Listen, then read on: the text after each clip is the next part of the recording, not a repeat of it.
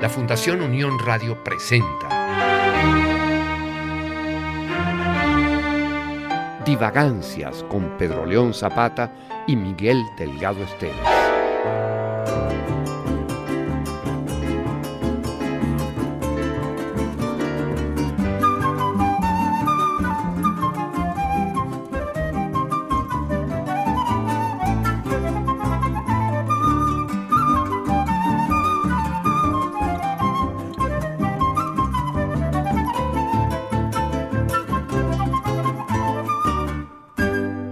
Miguel Delgado Esteves, yo quiero que me des una opinión sumamente comprometedora relacionada con este programa Divagancias en el cual usted y yo, maestro, nos hemos inmortalizado. ¿Este programa es bonito o feo? Maestro Pedro León Zapata, permítame decirle que es opinión generalizada en todos los divagaoyentes, en todos los divagadictos, que este programa es una bellezura. Yo les voy a regalar una gramática. ¿Cómo es eso? Para que aprendan a decir bellezura. ¿Por qué? ¿Con Z o con S? ¿O con B pequeña? Bueno, no, porque cuando uno habla, uno no usa ortografía. Sí, La ortografía es el lenguaje escrito.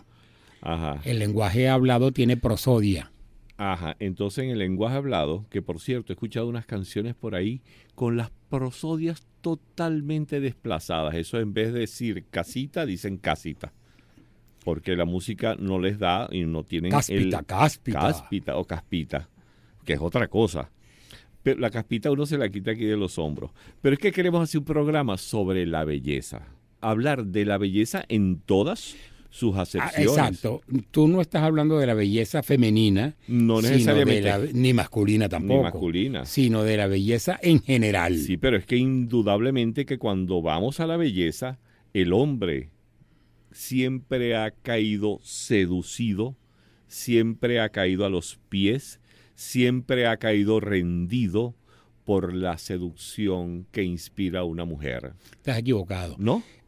La mujer también, pero bueno, me lo vas a decir a mí, la Pedro mujer León. también ha caído seducida por la belleza del hombre. Bueno, en el caso y la mío. prueba es la cantidad de eso que llaman fans, que tienen un montón de estrellas masculinas de la canción, de la actuación y de diferentes frentes. Mientras más publicitado, naturalmente, mayor el número de fans. Son un mujerero increíble. ¿Tú no te acuerdas en tu época, Miguel, Dígame. Jorge Negrete? ¿Cómo no? Jorge Negrete tenía locas a todas las mujeres de Venezuela. Las mujeres caían como fumigadas con un insecticida, como una mosca fumigada. Caían así, pa, pa, pa, pa. Pero es que Jorge Negrete era un galán.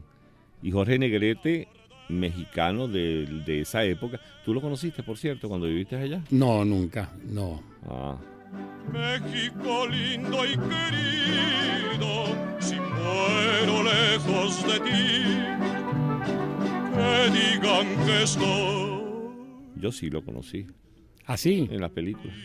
Ah, bueno, en las películas. Pero es que él era un tipo muy buen mozo, era una persona. Pero tú sabes a quién conocí yo. Ya a vas un venir tipo con tu chonería. en México, a un tipo venezolano. Ajá. Que era el Jorge Negrete venezolano, y él estaba en México. ¿Quién? Él esperaba que iba a tener un gran porvenir allá, no sé por qué. ¿Y quién era él? El Jorge Negrete venezolano, yo nunca le supe el nombre. Él era el Jorge Negrete venezolano. Era la imitación más fiel de Jorge Negrete, en la tierra de Jorge Negrete, en vida de Jorge Negrete. Pero fíjate tú los estereotipos. Ese hombre de bigote finamente recortado, que también utilizó ese tipo de bigote el señor Pedro Infante, que era otro de los grandes galanes de Pero Pedro América Infante Latina. no era propiamente un galán, era un tipo sumamente simpático. ¿Quién? ¿Jorge Negrete?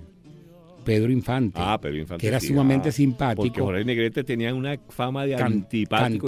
Cantaba de un... No, pero simpática su figura. Yo no estoy refiriéndome al trato personal, sino a que tenía muchas fanáticas y muchos fanáticos y sigue teniéndolos. Claro. Pedro Infante en este momento continúa siendo una leyenda en toda Latinoamérica, sobre todo en México, cosa que no ocurre en igual proporción con Jorge Negrete. Sí, Jorge Negrete era como el prototipo del machote, mero macho. Pero machote. había un problema de belleza de promedio, que en el caso de Pedro Infante no. Pedro Infante no tiene fama de bello, y Jorge Negrete sí. Sí, era como yo. Pero ese concepto, esos prototipos, esos arquetipos, vamos a decirlos, de la belleza, es lo que quisiera que analizáramos en este programa de Divagancias. En estos programas, porque con esta lentitud con que vamos hablando, vamos a hacer como 3 o 4 programas sobre la belleza. Mínimo. Pero es que fíjate tú, habría que remitirse, Pedro León, arquetipos de belleza de acuerdo al momento histórico en el cual se está hablando. Y Rodolfo Valentino, por ejemplo. Yo insisto en esto porque tú hablaste de la condición cautivadora de la belleza femenina, y resulta que yo estoy insistiendo en la belleza masculina. Bueno, Rodolfo Valentino enloqueció a la gente enormemente. Claro, pero vamos a hablar de lo que nos atañe a nosotros, que es la belleza de la estética. ¿Qué es la estética? La estética no tiene nada que ver con que uno sea macho o no sea macho. De manera que no nos atañe a nosotros. Pero tiene que ver con la belleza. Eso que tú estás diciendo. Pero tiene que ver con la belleza. La belleza en general. La belleza en general. Claro. Y entonces, en este caso, yo creo que nosotros tenemos que afincarnos en este programa de Divagancias, repito, en el momento histórico del cual estamos hablando, primer lugar.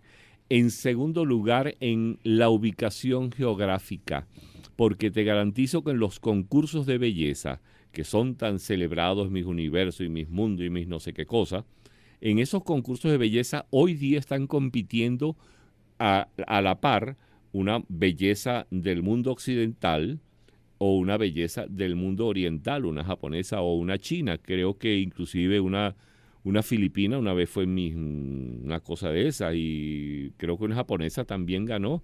Pero ese estereotipo de belleza de hoy día, vamos a llamarlo así de alguna manera, casi por decirlo abusadoramente, la occidentalización de la belleza femenina, en una época no era así, porque el prototipo de la belleza para un hombre del Japón, vamos hablando de la belleza femenina, el prototipo de belleza femenina con respecto a un japonés, con respecto a una gente, vamos a hablarlo de raza amarilla, ojos oblicuos, piel diferente a la piel de una mujer del occidente. Ese prototipo de belleza allá, a mí por ejemplo no me parece bonito una geisha, me parece atractiva, me parece que tiene una finura, pero yo particularmente no me seducido por una mujer con la cara pintada como de blancuecín o no sé qué es lo que se echan en la cara, ¿no? Eso que tú estás diciendo tiene que ver con lo que un señor llamado McLuhan llamaba la aldea global. Desde que hay esa aldea global, es decir, desde que las comunicaciones empequeñecieron el mundo y todos los que vivimos en el mundo, no nada más en Estados Unidos, no nada más en España, no nada más en Venezuela, sino en el mundo, porque la aldea global de tenemos información del mundo entero, y sobre todo ahora con Internet, que no existía cuando McLuhan inventó la frase de la aldea global. Tiene que ver con también lo que ocurre en Venezuela. En Venezuela antes, hace mucho tiempo, en nuestra infancia, por ejemplo, que hace de eso mucho tiempo, cuando un maracucho hablaba, uno lo detectaba desde lejísimo, porque el acento maracucho era clarísimo, y el acento andino, gocho, chácharo, era también definitivo y claro, y el acento de los orientales también. Pero en este momento los acentos se notan menos.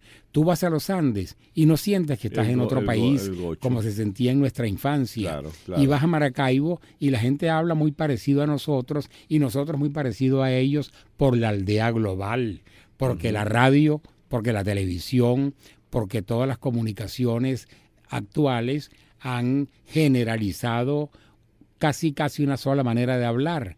Lo mismo los concursos de belleza de que tú estás hablando han generalizado como un concepto de belleza válido para todos los países. Por eso ha habido misses chinas, ha habido misses europeas y ha habido misses negras incluso, no misas, que es otra cosa. Misas no, la misa luba es una misa que es una misa negra, esa es otra cosa, esa es otra historia, o las misas criollas que se han compuesto por allí. Pero en el caso de eso que tú estás hablando, del hablar, de la forma de hablar de un maracucho, leí hace poco, no sé si fue un artículo. Yo lo vi. Ajá. Yo lo vi el artículo, lo que pasa es que como no me acordé del autor, por eso no quise mencionarlo. Evitar no es cobardía, claro, dicen. Exactamente. Y alguien te citó a ti diciendo eso. ¿Ah, sí? Evitar no es cobardía. Como que fuese San Miguel, no me acuerdo, pero igual que eso, como dice el maestro Miguel Delgado Esteves. Eso lo leí hace poquito. Adiós, caray. Mire, Evitar no es cobardía. Ya estoy a esos niveles. Y yo dije, bueno, eso no lo habrá inventado Miguel. No. Miguel lo que hace es repetirlo. No, yo repito, claro. Bueno, pero claro. a ti te lo achacaron. Lo que pasa es que otros inventan la cosa y uno registra en la patente. El asunto es que en este programa que queremos hacer sobre la belleza, quisiera... Y lo vamos a hacer algún día. Lo vamos a hacer algún día y concretamos el programa de alguna manera, pero yo quisiera que empezáramos a hablar de aquellos conceptos de belleza que manejaron los hombres, digamos, a partir de la Edad Media. En la Edad Media ocurrieron cosas desde el punto de la belleza, no solamente la belleza femenina, sino la belleza en la pintura, la belleza, la estética como concepto de belleza, la belleza en la música, el tipo de música que escuchaban la gente de la Edad Media. ¿Qué ocurría con eso? ¿Qué pasaba con la pintura de la Edad Media? ¿Qué ocurrió después con el Renacimiento y luego con el humanismo? ¿Tú sabes quién sabe de belleza? Ajá. Humberto Eco. ¿Ah, sí? Humberto Eco escribió un libro que se llama Historia de la Belleza. Bestseller. Será comentado en la próxima parte de Divagancias, maestro, porque ya creo que esta bellezura está por terminar la primera parte. Está en sintonía de Divagancias, un programa de la Fundación Unión Radio.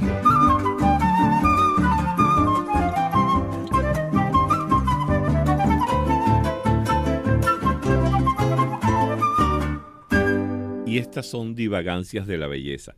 Maestro, usted acaba de citar algo de un poeta famoso, célebre porque de él hemos hablado. Bueno, no es célebre porque hemos hablado de él, sino que el mundo ha hablado de él y nosotros, como parte de esta aldea global, como usted decía, no podemos escapar, que es Neftalí Reyes. Más conocido, alias Pablo Neruda. Pero es que esa frase me parece bellísima. Vamos a comentarle. Pedro León dice, cada vez que como fruta, me acuerdo de esto de Neruda. Cada vez que como fruta, cuando como fruta, sobre todo frutas jugosas, me acuerdo de la frase de Neruda, que es como un piropo que él dirige a su amada. No sé si en los 20 poemas o en otros poemas de la misma época, no me acuerdo, en otro poema, pero él le dice a ella, era la sed y el hambre, y tú fuiste la fruta. A mí me parece que sintetiza enormemente lo que quiere decir con una frase que tiene que ver con lo que piensa el lector cuando uno lee aquello. Uno piensa en lo que es una fruta. Neruda no lo está diciendo. Neruda dice, tú fuiste la fruta y lo deja ahí. Uh-huh. Pero como antes dijo sed y hambre, uno dice, caramba, de verdad, cuando uno come frutas, calma la sed y calma el hambre.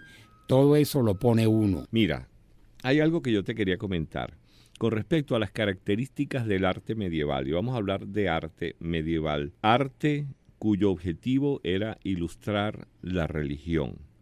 Se limitaba pues a estar al servicio de la iglesia y no era autónomo. Sus artistas se sentían más bien artesanos y se organizaban en gremios, por lo que quedaron en el anonimato, pues no pretendían crear algo original, pero te voy a hacer un sino comentario, que copiaban perdóname. Otros modelos. Eso estoy hablando algo, leyendo algo. Sí, pero yo te iba a hacer un comentario sobre eso. Ajá. Era una pintura religiosa. Uh-huh. Se supone que en la pintura religiosa el lado bello es el lado de los santos y el lado de la divinidad uh-huh. y el lado divino. Y está asociado a lo que estaba escrito, a las escrituras. Mientras que el lado contrario, Ajá. o sea, lo demoníaco y el pecado, son lo feo. Pero resulta que uno ve una obra de Jerónimo Bosch, Ajá. donde Jerónimo Bosch pinta demonios, y un demonio pintado por Jerónimo Bosch, que es la síntesis de toda la fealdad, puesto que es el demonio, es de una belleza increíble. Ajá. Porque lo curioso del concepto de belleza es que uno puede encontrar que pinturas extraordinariamente feas desde el punto de vista de lo que representan pueden ser extraordinariamente bellas desde el punto de vista plástico y desde el punto de vista de la invención formal. Uh-huh. Y así en la Edad Media tú te encuentras también con las músicas que se escuchaban o se interpretaban. Hay algo de una charla que yo hice ahí en el Museo de la Historia sobre historias de serenatas y serenateros. Y yo refería a la música como parte de la belleza, o como cosa bella, como ente, no sé si decirle un ente bello, la música, pero la música a través de toda la historia tenía una desventaja extraordinaria, como decía un célebre maestro sevillano, Isidoro de Sevilla, decía: los sonidos perecen porque son imposibles de escribir. Eso hasta que no apareció la escritura musical como tal, como evidencia de lo que había entonces. Sin embargo, se conservan muy pocas obras de la época. Estamos hablando ya un poquito después de los trovadores, de los juglares. Pero en el caso de la música, y siempre referida a la música en las iglesias, básicamente era música eclesiástica, las salmodias que vienen de los salmos. Y las salmodias tenían un responso, o lo que llamaban los salmodios responsoriales, o sea, las letanías, no sé, ora pro nobis, ora pro nobis. O sea, había un salmo y una respuesta. Ese salmo y esa respuesta de las salmodias adquieren una característica bien particular con las antífonas.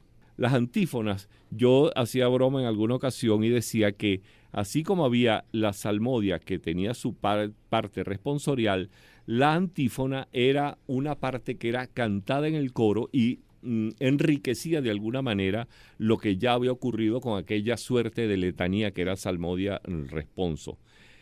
Ese concepto de la belleza, ese concepto que inclusive no había sido pero en es que entonces... no es de la belleza, Miguel, es un concepto religioso, es un concepto de la oración. Pero fíjate es que un concepto según el cual esa es la mejor manera de hablarle a Dios. Ajá. No necesariamente la más bella, ¿Y la pintura? sino la que Dios capta según el criterio del músico de una manera más nítida. Sí, pero fíjate que en este caso, esas salmodias y esos responsos, las antífonas y todo lo que ocurrió en esa época, vamos a hablar del medioevo, hay algo que hay que tomar en consideración con respecto a lo que tú estás diciendo y que a mí me llama la atención. ¿Por qué razón la pintura sí tenía la forma de expresarse y quedan obras de pintores de la época y todo estaba basado en las escrituras, en las sagradas escrituras? Sí, pero lo que yo te estoy diciendo es que la belleza física es una cosa muy distinta a la belleza estética, a la belleza plástica, por ejemplo, en el caso de los pintores, porque los pintores pueden pintar cosas muy feas de una manera muy bella, que es lo que... El Bosco, lo que comentaste ahora. Claro, que es un poco lo que justifica plenamente, por cierto, el llamado arte abstracto, porque la pintura no depende de lo que el pintor está representando, sino de cómo lo está pintando. Es decir, la belleza de la pintura es una belleza innata, natural de ella, de la pintura misma, y no depende de que pintó a una mujer muy bella, porque la belleza femenina o masculina no tiene nada que ver con el resultado final de una obra de arte. Cuando se trata de un cuadro, la obra de arte puede representar una figura horrible. Los cuadros de Rembrandt, por ejemplo, casi todos son feos.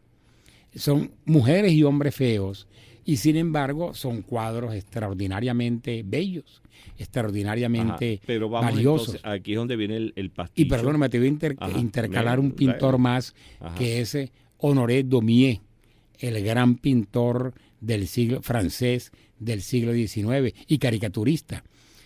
Daumier, yo creo que nunca pintó una mujer bella, nunca, y es un enorme pintor, y nunca pintó una figura bella, y aquí ni vamos. mujer ni hombre. Ajá, aquí es donde vamos a lo otro. ¿La Venus de Milo era una mujer bella? ¿O la modelo que hizo para la Venus de Milo? La Venus de Milo, Ajá. perdóname, yo voy a recurrir a Humberto Eco. Ajá. La Venus de Milo tenía que ver con el concepto matemático, diríamos, de belleza que entonces existía. De la Grecia Ese antigua. concepto ha cambiado. Claro. Y fíjate, y digo Humberto Eco porque yo seleccioné en el libro de Humberto Eco una frase increíble de Humberto Eco sobre la belleza, y dice así: Oficina de Prensa de la Presidencia del Consejo, dibujos y fotografías de moda femenina, 1931. La mujer fascista ha de ser físicamente sana para poder convertirse en madre de hijos sanos, según las normas de vida señaladas por el Duce en el memorable discurso a los médicos. Es decir, que Benito Mussolini establecía en 1931 cómo debía ser una mujer bella, desde el punto de vista único, pero permitido, que era el punto de vista me hace fascista. recordar algo. Bueno, Por termina consiguiente, continuaba Mussolini y continúa los que hablan del concepto fascista de belleza, por consiguiente, han de ser eliminados por completo los dibujos de figuras femeninas artificiosamente delgadas y masculinizadas que representan el tipo de mujer estéril de la decadente civilización occidental. Después te voy a hablar un poco sobre eso en la próxima parte de Divagancia. No de eso, sino algo asociado a los jeroglíficos, imagínate tú. Está en sintonía de Divagancias, un programa de la Fundación Unión Radio.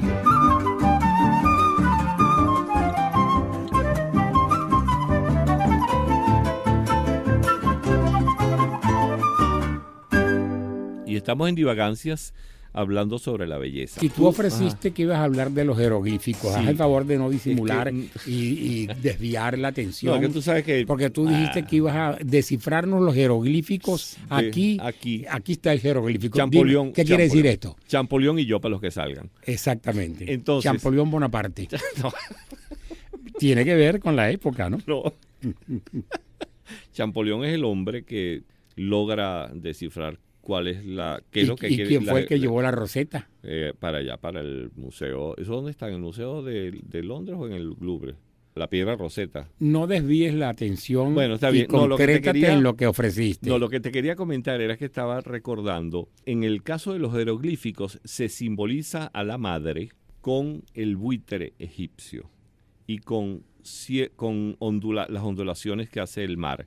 Eso es, según lo que se explica en los jeroglíficos, qué quiere decir la madre. Y fíjate, asociar la madre como mujer asociada a un buitre que se alimenta de carroña. Y sabemos que hay culturas que inclusive sus muertos, sus cadáveres, los montan sobre unas torres muy altas para que allí los buitres devoren los cadáveres, porque eso garantiza una buena reencarnación o una futura buena reencarnación.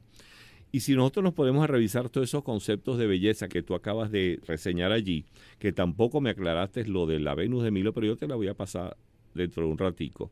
Siempre se ha hablado que en el mundo occidental actual está el hombre empeñado en utilizar su tiempo en desarrollo de ciencia y tecnología. En las épocas antiguas, vamos a hablar de la época de la Grecia antigua, la mitología funcionaba para todo. La mitología tenía que tener un éxito total en esa época como para que el hombre lograra explicar y que se centrara su vida en aclarar ciertas historias o leyendas asociadas a la mitología. Y fíjate en el caso de la belleza femenina dentro del mundo de los griegos.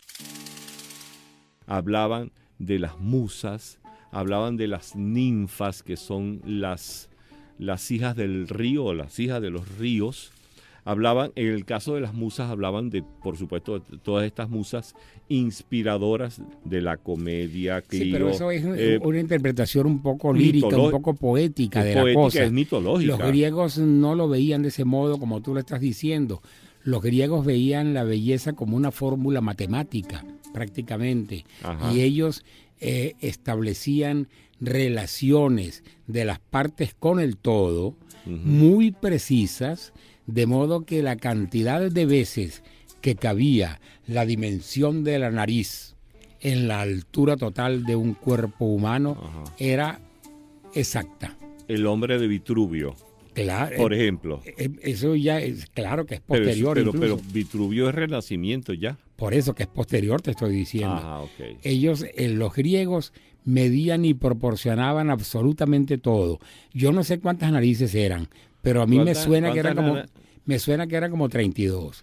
Y el número de cabezas también que cabían en la estatura total de un personaje, que también varía según el intérprete. Hay unos que dicen que eran 7, hay otros que dicen que eran 8, pero resulta que después en el Renacimiento, ya un poquito en la orillita del Renacimiento, el Greco le pone un montón de cabezas. Claro. La proporción, la desproporción de las figuras humanas interpretadas por el Greco, modificadas, transformadas en razón de la religión en la cual tanto creía el Greco y la cual expresaba también en su pintura, tienen otras proporciones. Mira, que no son proporciones humanas. Esto está bien bueno. Tú me estás hablando del Greco y en un programa que hicimos hace como 3 años, yo recuerdo que te pregunté que si el Greco tenía alguna afección en la vista y tú te pusiste a divagar por las ramas y no me respondiste a la cuestión. Pues te lo voy a responder, es tu momento preciso. Porque me olvidé en aquel momento. Es que hace 3 años el Greco estaba vivo todavía. Pero ahora ahora podemos seguir hablar de él lo que queramos. Y aprovechando que se murió. El Greco no podía tener ningún defecto visual, porque si él tenía el defecto visual de ver las figuras alargadas, las figuras normales, él las veía alargadas, ¿no? O las pintaba, por lo menos las pintaba alargadas. Pero el defecto visual consistiría en que las figuras reales él las veía alargadas, lo cual significa que como él tenía ese defecto visual, las iba a dibujar como son y las iba a ver alargadas también. Él iba a ver las alargadas dibujadas por él. Entonces, él no podía dibujarlas alargadas porque las hubiera visto mucho más alargadas. Claro, eso es lo que te iba a decir. A menos que sea un problema en la mano, que tenía un problema de Parkinson, una cosa que cuando iba el pincel, entonces empezaba a pintar y se le salían los bichos así estirados. El Greco trabajaba de ese modo por una cuestión conceptual. Así como por una cuestión conceptual, él, cuando pintaba un ángel, le ponía unas alas grandototas. Y la Inquisición le iba a hacer un tratamiento de eso que hacía la Inquisición al Greco para convencerlo. Le iba a hacer un cariñito. Para convencerlo por las buenas de que los ángeles no necesitaban las alas para volar.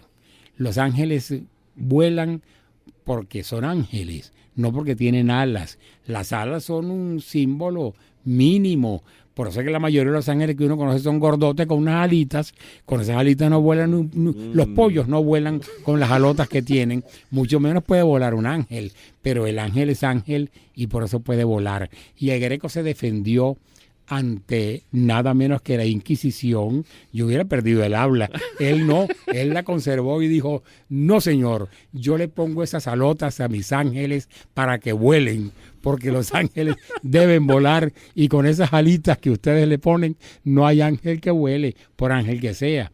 Y ganó su cosa, porque de verdad, matemáticamente, los ángeles del Greco pueden volar y los ángeles de Rafael, esos no levantan vuelo de ninguna manera, que son los que están de moda. En el Festival de San Remo, cuando Domenico Modugno compuso volaré, cantaré. Es lo que llaman en alas de una canción. En alas de una canción. Esos cantares de los trovadores, que hay una diferencia que existe entre los trovadores y los juglares. Dicen que los trovadores eran intelectuales, eran poetas y músicos. Hacían música con poesía, le ponían música a sus poemas. Y ellos eran muy apreciados, digámoslo, en las cortes, en las diferentes cortes, donde yo creo que comenzó allí en ese instante, cuando aquellos trovadores eran requeridos por las cortes, por las noblezas, por los nobles. Yo creo ahí empezó el mecenazgo, y que ese mecenazgo se puso en evidencia en esa época formidable de la historia de la humanidad, que es en el Renacimiento. Los trovadores eran lo que llaman ahora cantautores. Eran cantautores, exactamente. Y los juglares eran los matatigres. Claro. Pero había una pelea entre ellos, Pedro León, porque imagínate tú, un trovador que tenía que cantar, componer escribir el poema, componer la música del poema, encima de eso cantarla. Entonces venía un tipo, se aprendía la música y el poema de otro tipo, la agarraba, mataba a sus tigres por ahí en una cantina. Y o por no aquí, había por derecho de autor. Y no había derecho de autor. Por eso es. Entonces, esos juglares, inclusive a veces cambiaban algunos textos de acuerdo a la adulancia y de acuerdo al público que tenían, pues digámoslo así. Adulancia también. Adulancia también. Eso se ha repetido a través de toda la historia de la humanidad, y los artistas han tenido esa particularidad. Una de las particularidades más grandes que tienen los cantantes internacionales es la adulancia. Llegan a Venezuela y dicen: hemos llegado al lugar en donde las mujeres son más bellas del mundo, y todas las mujeres de Venezuela caen como moscas ante semejante piropo. Y al mismo tiempo dice: es que el venezolano tiene un sentido del humor único, adulancia a la colectividad. Es decir, eso se lo dirás a todos los pueblos. Por eso es que a veces se equivocan y llegan aquí y dicen: es que no hay nada como Lima, creyendo que están allá. Sí, hombre. Está en sintonía de Divagancias, un programa de la Fundación Unión Radio.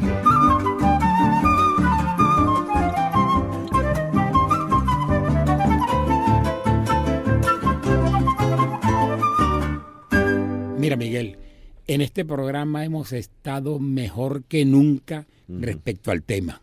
Sí, porque el tema es la belleza, concepto filosófico universal de la belleza, y no nos hemos salido del tema. Y el enamoramiento del hombre con la mujer, o el enamoramiento hacia la mujer, hacia la bella. Fíjate tú, una de las suites danzarias más hermosas de este país, el tamunanque que tiene esto, que grabó el Quinteto Contrapunto, que hizo maravillas. En los años 60 yo tengo que rescatar en todos los programas de Divagancia, Pedro León, hablar del Quinteto Contrapunto, porque eso sí era una belleza. Pero también internacionalmente es muy bello y muy cantado, y cada vez más socorrido, y cada vez acuden más los enamorados a escuchar esa canción. Somos novios. ¿De quiénes somos novios? Del gran Armando Manzanero, como le dice Simón Díaz, el petizo. Que Simón habla en argentino cuando le dice el petizo. Sí. Petizo le dicen. Sí, sí. Como si fuera... Es que Simón es medio gardeliano. Tú me puedes decir algo, Pedro León. ¿Cómo crees tú, si sabemos y hemos hablado de las proporciones del cuerpo humano, la belleza en la mujer griega, el concepto del equilibrio, del balance, cuántas narices, cuántas cuántas cabezas será la altura para que sea... ¿A qué altura está el ombligo? Pero es así medido, todo eso era medido. Ajá. Te pregunto, ¿cómo tenía los brazos la Venus de Milo? Eso yo tengo, desde que era muchachito, yo tengo ese problema y no lo he resuelto. Yo sé que tú nos vas a aclarar a todos los que estamos en lo mismo. Tú como buen psiquiatra que eres. No, un momentico, Miguel. Yo sí sé cómo tenía los brazos de la Venus de Milo, pero no digo. No lo voy a decir. No lo voy a decir porque forma parte del encanto de la Venus de Milo. Y yo sé que si yo digo cómo tenía los brazos, voy a destruir ese símbolo. No importa. Pero ese ícono, como suelen decir ahora. ¿Cómo fue que tú hablaste una vez sobre un caricaturista que hablaba de la Venus de Milo, de quién era el autor de esa escultura? Porque hay dos esculturas que son formidablemente famosas. No es un caricaturista, no, ese es un personaje que fue creado por alguien yo no me acuerdo ahorita el nombre, a lo mejor me acuerdo mientras voy hablando, el licenciado, me acuerdo que era licenciado. Entonces, él creó un personaje que era Margarito Ledesma. Y Margarito Ledesma era un poeta, humorista involuntario. Margarito Ledesma, humorista involuntario. Él lo creó, pero es mentira, naturalmente. Era el licenciado Lubino Zavala. Así se llamaba el verdadero autor del poemario de humorista involuntario Margarito Ledesma.